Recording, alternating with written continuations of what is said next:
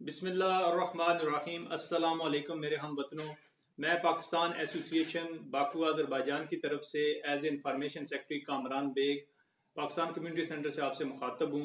मैं यहाँ पर आपको सिर्फ ये इतला देने के लिए वीडियो बनाई जा रही है कि जो रजिस्ट्रेशन के लिए फॉर्म फिल किए जा रहे हैं, सिंपल वो फॉर्म कैसे फिल करने हैं, उनके साथ कौन से डॉक्यूमेंट अटैच करने हैं, वो मैं आपको बताऊंगा।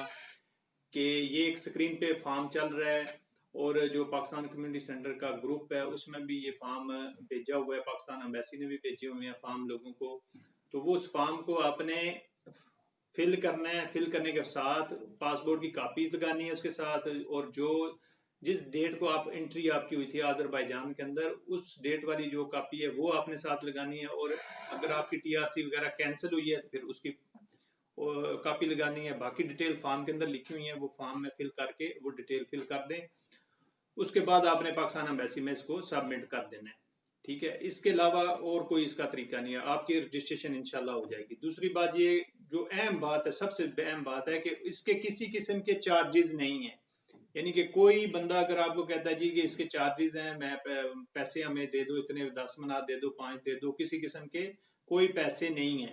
ये बिल्कुल फ्री ऑफ कास्ट है और सिर्फ इसको जस्ट फिल करना है और इसके साथ डॉक्यूमेंट अटैच करने हैं और पाकिस्तान एम्बेसी में इसको सबमिट कर देना है।